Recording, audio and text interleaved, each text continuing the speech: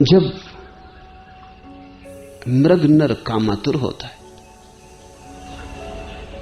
जब कामातुरता बढ़ती है तो उसके शरीर से एक सुगंध फैलनी शुरू हो जाती।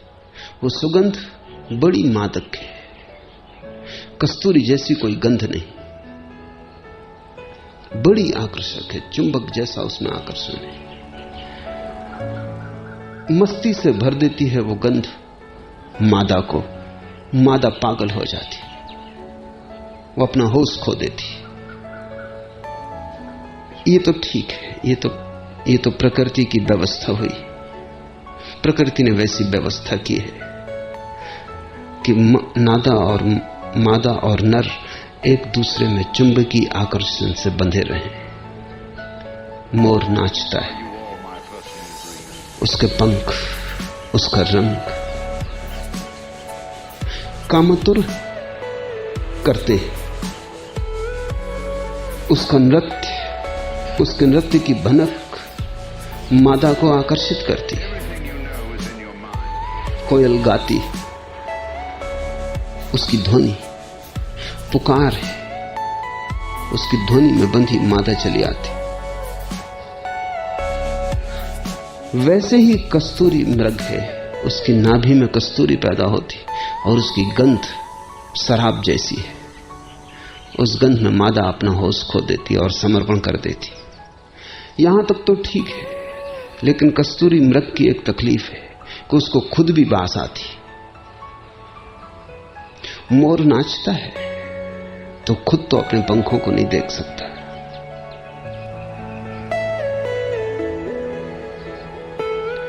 पपीहा पुकारता है या कोयल गीत गाती है तो भी कोयल को पता है कि गीत मेरा है।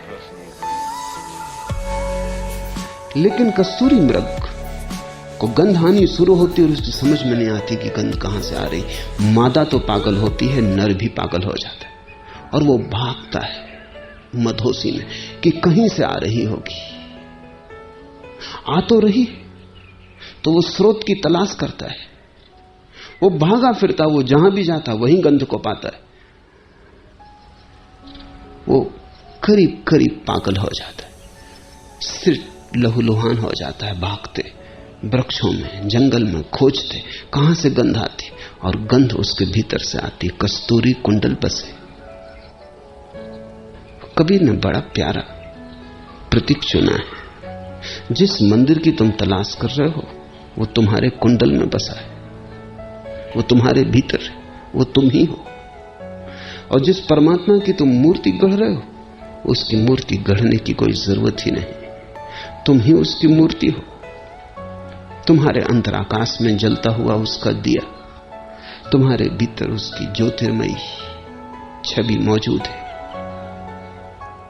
तुम मिट्टी के दिए भला हो ऊपर से, भीतर तो चिन्मय की ज्योति है। मरण में होगी तुम्हारी देह, चिन्मय है तुम्हारा स्वरूप। मिट्टी के दिए तुम बाहर से हो, ज्योति थोड़ी मिट्टी की है। दिया पृथ्वी का है, ज्योति आकाश की है। दिया संसार का है, ज्योति परमात्मा की है। लेकिन तुम्हारी स्थिति वही है जो कस्तूरी मृग की है। भागे फिरते हो, जन्मों जन्मों से तलाश कर रहे हो उसकी जो तुम्हारे भीतर छिपा है। उसे खोज रहे हो जिसे तुमने कभी खोया नहीं। खोजने के कारण ही तुम वंचित हो। ये कस्तूरी मृग पागल ही हो जाएगा। ये जितना खोजेगा उतनी मुश्किल में पड़ेगा। जहां जाएगा, कहीं भी जाए, सारे संसार में भटके तो भी पा ना सकेगा, क्योंकि बात ही शुरू से गलत हो गई। जो भीतर था उसे उसने बाहर सोच लिया, क्योंकि गंध बाहर से आ रही थी। गंध उसे बाहर से आती मालूम पड़ी। तुम्हें भी आनंद की गंध पागल बनाए दे रही। तुम भी आनंद की गंध को बाहर से आता हुआ अनुभव करते हो। कभी किसी स्त्री के संग तुम्हें लगता है आनंद मिला, कभी बांसुरी की ध्वनि में लगता है आनंद मिला, कभी भोजन के स्वाद में लगता है कि आनंद मिला, कभी धन की खनकार में लगता है कि आनंद मिला, कभी पद की शक्ति में, अहंकार में लगता है कि आनंद मिला। बड़ा जंगल है। हर वृक्ष से तुम सिर तोड़ चुके हो, लहूलुहान हो, कभी यहां कभी वहां, कभी इधर कभी उधर खोजते हो और झलक मिलती है। झलक इसलिए मिलती है कि कस्तूरी कुंडल बसे। जहां भी जाओगे वहीं झलक मिल जाएगी। अब ये जरा कठिन है। जब तुम किसी स्त्री में पाते हो कि आनंद मिला, तब ठीक वही दशा है जो कस्तूरी में रखी है। आनंद तुम्हें अपने ही कारण मिल रहा है, क्योंकि कल तुम्हारा ही मन बदल जाएगा और इसी स्त्री में आनंद न मिलेगा। कल इसी स्त्री से तुम बचना चाहोगे। आज सब निछावर करने को राजी थे, कल इसकी शक्ल देखना मुश्किल हो जाएगी। अगर आनंद स्त्री से ही मिला था तो सदा मिलता, शाश्वत मिलता। तुम्हारे ही भीतर से कोई गंध उठी थी और स्त्री में प्रतिफलन हुआ था। तुम्हारे ही भीतर से उठी थी गंध और तुमने उसे स्त्री से आते हुए अनुभव किया था। स्त्री ने शायद तुम्हारे ही भीतर जो था उसकी प्रतिध्वनि की थी। कभी धन के संग्रह में, कभी अहंकार की तृप्ति में, पद प्रतिष्ठा में। मैंने सुना है एक जंगल में ऐसा हुआ। एक लोमड़ी ने एक खरगोश पकड़ लिया। वो उसे खाने ही जा रही थी, सुबह का नाश्ता ही करने की तैयारी थी कि खरगोश ने कहा, रुको, तुम लोमड़ी ही हो इसका सबूत क्या? ऐसा कभी किसी खरगोश ने इतिहास में पूछा ही नहीं था। लोमड़ी भी सत्ते में आ गई। उसे भी पहली दफा विचार उठा कि बात तो ठीक है, सबूत क्या है? उस खरगोश ने पूछा, प्रमाण पत्र कहां, सर्टिफिकेट कहां? उसने खरगोश से कहा, तू रुक, मैं अभी आती हूं।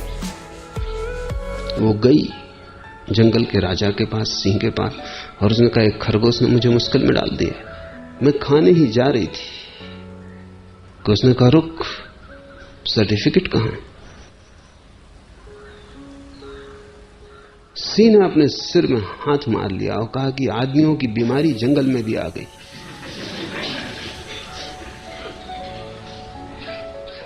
कल मैंने एक गधे को पकड़ा, वो गधा बोला कि पहले सबूत, प्रमाण पत्र क्या है? पहले तो मैं भी सख्ते में आ गया कि आज तक किसी गधे ने पूछा ही नहीं, इस गधे को क्या हो गया? वो आदमी के सत्संग में रह चुका था। सिंह ने कहा, मैं लिखे देता हूं। उसने लिख के दिया, सही किए कि ये लोमड़ी ही है। लोमड़ी गई बड़ी प्रसन्न लेके सर्टिफिकेट। खरगोश बैठा था। लोमड़ी को तो शक था कि भाग जाएगा, ये सब धोखा है, लेकिन नहीं, खरगोश बैठा था। खरगोश ने सर्टिफिकेट पढ़ा, लोमड़ी के हाथ में सर्टिफिकेट दिया और भाग खड़ा हुआ। पास के ही बिल से जमीन में अंतर्ध्यान हो गए। लोमड़ी सर्टिफिकेट के लेने देने में लग गई और उस बीच वो खिसक गया। वो बड़ी हैरान हुई। वो वापस सिंह के पास आई कि तो बहुत मुश्किल की बात हो गई। सर्टिफिकेट तो मिल गया, लेकिन वो खरगोश निकल गया। तुमने गधे के साथ क्या किया था? सिंह ने कहा कि देख, जब मुझे भूख लगी होती तब मैं सर्टिफिकेट की चिंता नहीं करता। पहले मैं भोजन करता हूं, वही काफी सर्टिफिकेट है कि मैं सिंह हूं। और जब मैं भूखा नहीं होता तब मैं सर्टिफिकेट की बिल्कुल चिंता नहीं करता, मैं सुनता ही नहीं। मगर ये बीमारी जोर से फैल रही है। आदमी में ये बीमारी बड़ी पुरानी है, जानवरों में शायद अभी पहुंची होगी।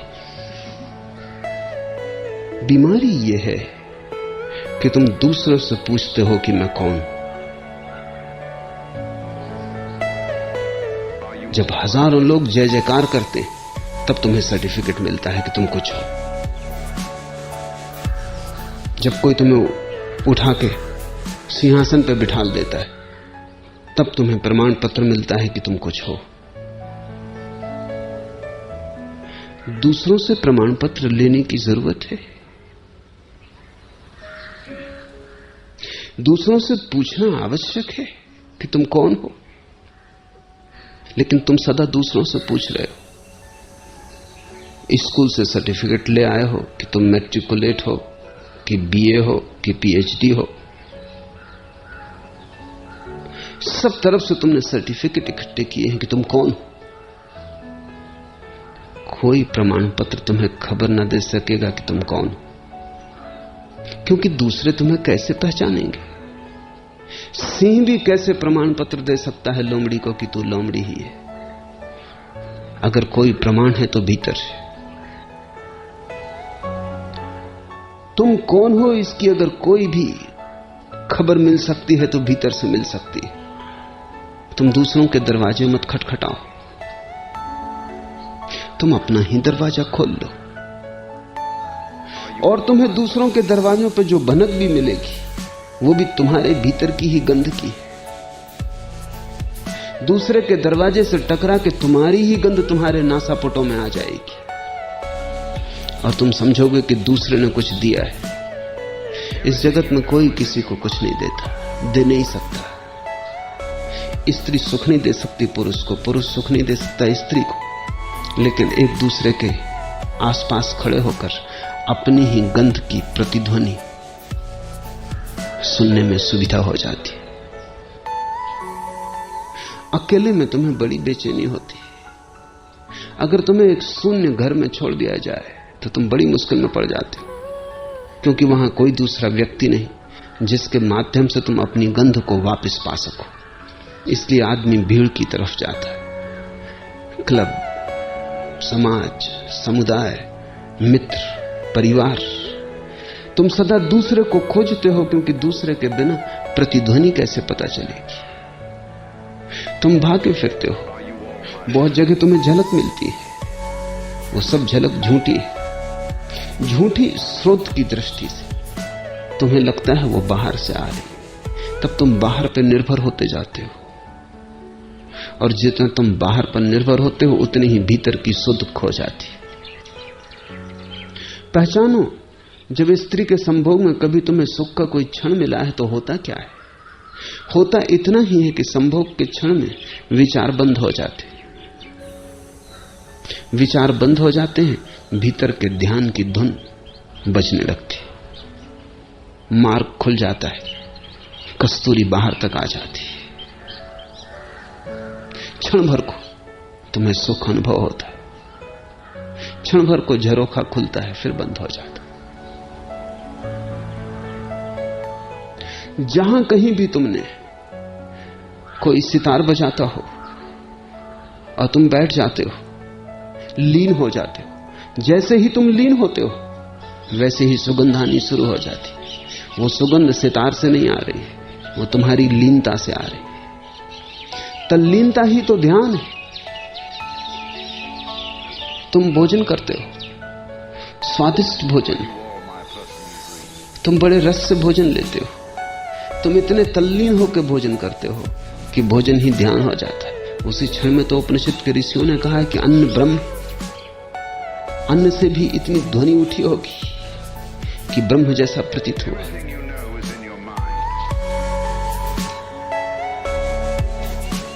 होता क्या है? समझ लो कि तुम भोजन कर रहे हो, बड़ा स्वादिष्ट है, तुम बड़े तल्लीन हो, बड़ा सुख आ रहा है, स्वाद रोए रोए में डूबा जा रहा है। तभी कोई खबर लेके आता है कि बाहर पुलिस खड़ी और मिसा के अंतर्गत तुम गिरफ्तार किए जाते। तत्क्षण स्वाद खो गया, भोजन अब भी वही है, लीनता टूट गई। भोजन वही है, जीव वही है, शरीर में अब भी वही रस काम कर रहे हैं, लेकिन लीनता टूट गई। अब भोजन में कोई स्वाद नहीं, भोजन बेस्वाद हो गया। अब भोजन में नमक है या नहीं तुम्हें पता ना चलेगा। अचानक क्या बदल गया? सब तो वही है। और फिर एक आदमी भीतर आता है, वो कहता घबराओ मत, सिर्फ मजाक की थी, कोई पुलिस नहीं आई है, कोई मिसा के अंतर्गत गिरफ्तार नहीं किए गए। फिर लीनता आ गई। जो भोजन बेस्वाद हो गया था बड़ा फासला हो गया था, वो फिर स्वादिष्ट हो गया, फिर तुम मग्न हो। तुम ही दान देते हो, तुम ही भोग करते हो, तुम ही पहले भोजन में रस डाल देते हो लीनता के द्वारा, फिर तुम ही स्वाद लेते हो। तुम ही स्त्री या पुरुष में अपनी कामना के द्वारा ध्यान को केंद्रित कर देते हो, फिर अपनी ही धुन सुनते हो। कस्तूरी कुंडल बसे। जहां भी तुमने कहीं आनंद पाया हो, स्मरण रखना कि वो तुमने ही डाला होगा, क्योंकि दूसरा कोई उपाय नहीं है। धन में डाल दो तो धन में आनंद मिलने लगेगा, पद में डाल दो तो पद में आनंद मिलने लगेगा, जिस बात में भी डाल दो वहीं से आनंद मिलने लगेगा। आनंद तुम्हारा स्वभाव है, वो तुम्हारी नाभि में ही छिपा, और तुम मदमाते भाग रहे हो और वहां खोज रहे हो जहां वो नहीं, और वहां से तुम्हारी आंख बिल्कुल चूक गई है जहां वो है। तेरा जन एकाध है कोई, कोई एकाध करोड़ों में भीतर की तरफ मुड़ता है। कोई एकाध करोड़ों में इस राज को समझ पाता है कि जिसे मैं बाहर पा रहा हूं वो मेरे भीतर। इस राज की कुंजी हाथ में आते ही जीवन में क्रांति घटित हो जाती। तुम्हारे हाथ में स्वर्ग का द्वार आ गया पहली दफा। अब कहीं खोजने की कोई जरूरत न रही।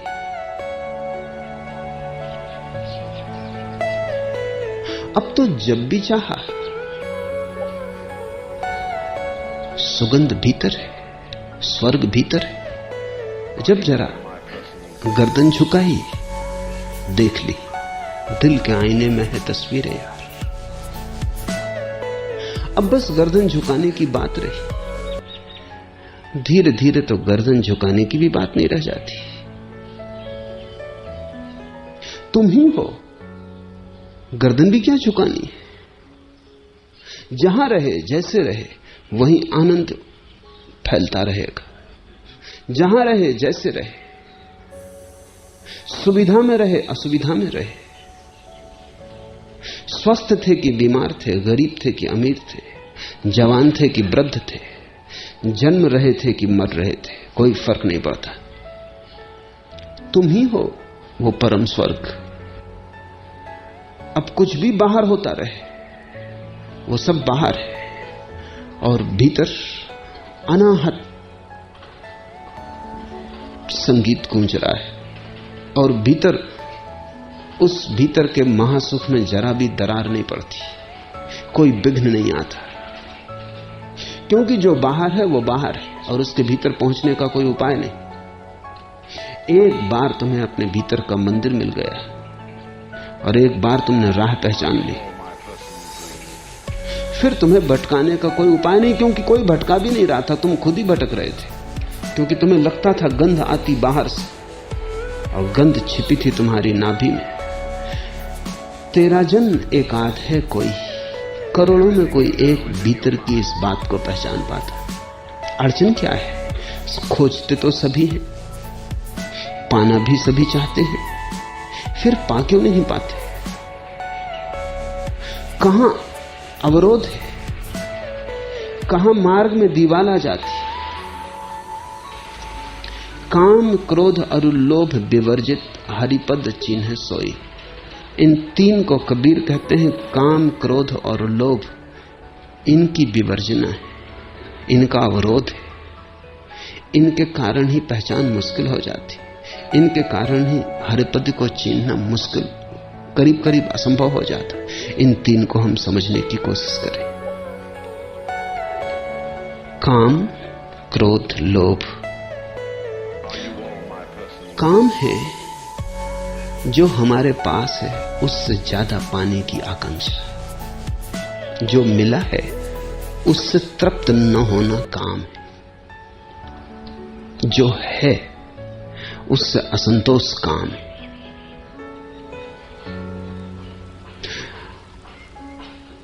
इसलिए मोक्ष की कामना भी कामना ही है,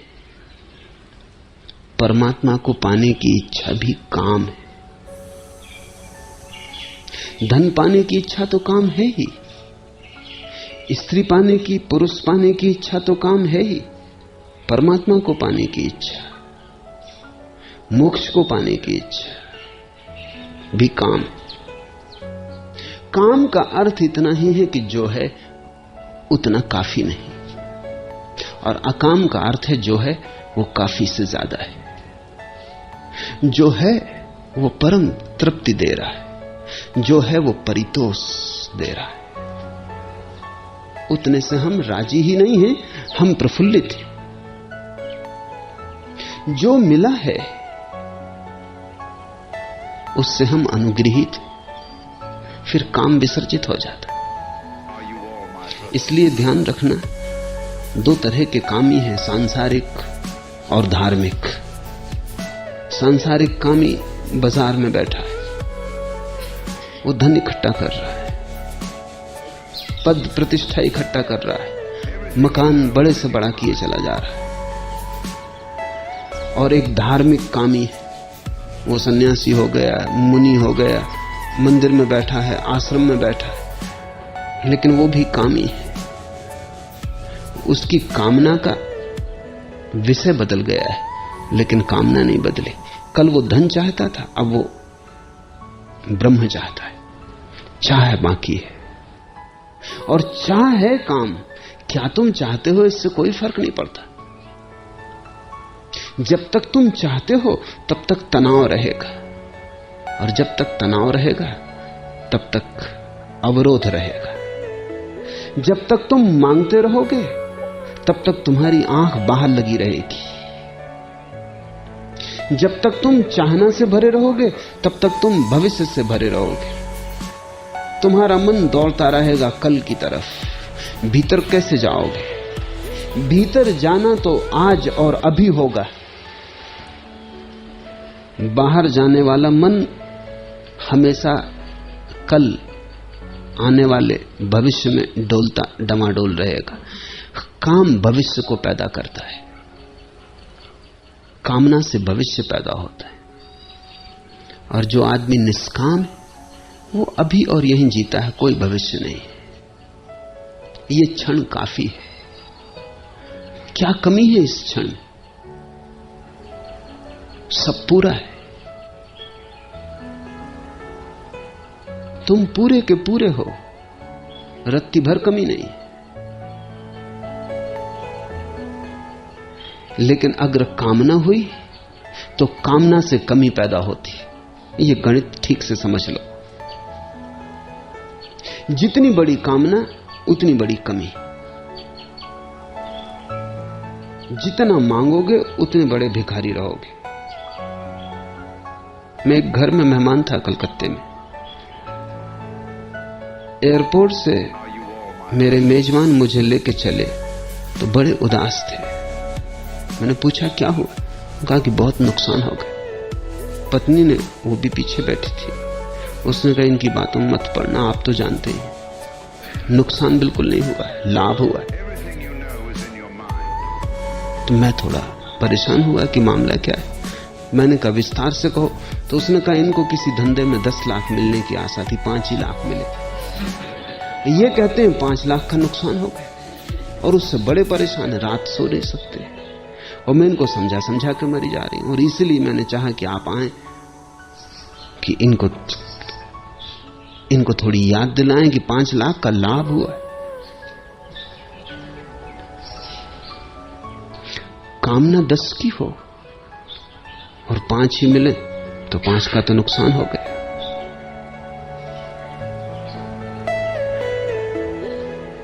अगर कामना 50 की होती तो और बड़ा नुकसान होता।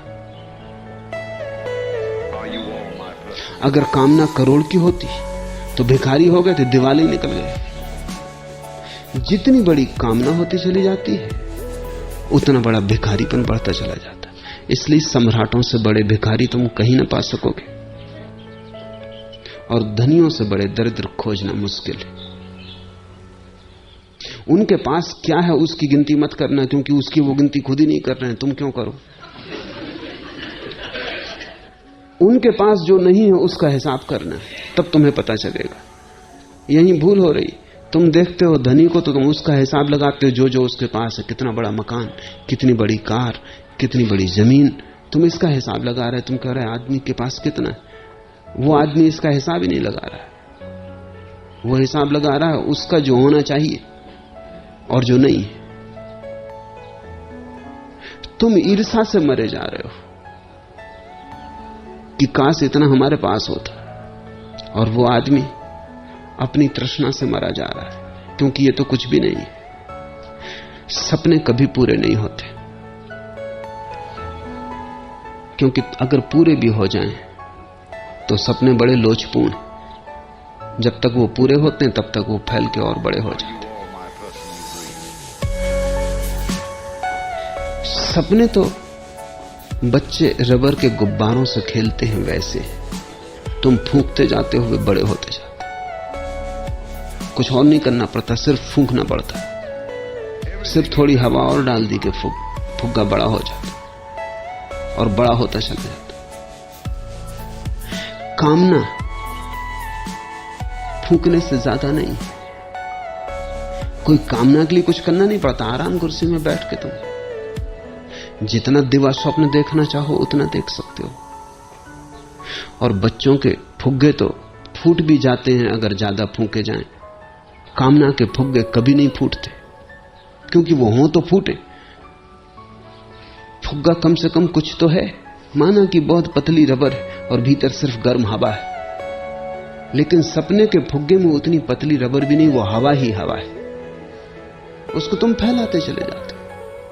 यह आकाश भी छोटा है तुम्हारे सपने से, उसकी कोई सीमा नहीं। दुनिया में दो चीजें असीम है, एक सपना और एक ब्रह्म। बस दो चीजें असीम है, उनमें से एक है और एक बिल्कुल नहीं।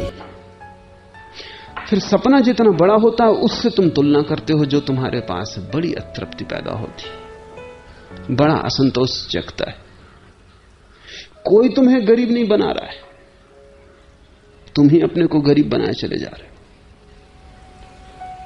जिस दिन ये समझ में आया बुद्ध और महावीर को, इसलिए वो तत्क्षण राजमहल छोड़ सड़क पर खड़े हो गए। राजमहल नहीं छोड़ा, वो जो सपना था जिसके कारण गरीब से गरीब हुए जा रहे थे, वो सपना छोड़ दिया। इसलिए दुनिया में बड़ी अनूठी घटना घटती है। सम्राट दीन रह जाते और कभी कभी राह के भिखारी ने ऐसी गरिमा पाई है कि उसकी महिमा का बखान नहीं किया जा सकता। राज कहां है, कुंजी कहां है? जो तुम्हारे पास है उससे जो तृप्त है, जिसकी वासना रत्ती भर भी भविष्य की तरफ नहीं जाती, जिसने वर्तमान को काफी पाया, और काफी शब्द ठीक नहीं, काफी से ज्यादा पाया, क्योंकि काफी में थोड़ी कमी मालूम पड़ती। बस काफी ऐसा लगता है कि कुछ और बाकी। जिसने काफी ही नहीं, जो है उसमें पर्याप्त से ज्यादा पाया, परितृप्ति पाई, परितोष पाया। और इतना ही नहीं कि वो राजी है, वो अनुग्रहित है, वो अहोभागी है। जो मिला है उसके लिए उसके हृदय में बड़ा गहन धन्यवाद है, तो कामना टूट जाती। संतोष कामना को मिटा देता है, असंतोष कामना की अग्नि में घी की तरह पड़ता चला जाता है। संतुष्ट होना सीखो तो पहली बाधा गिर जाएगी, काम।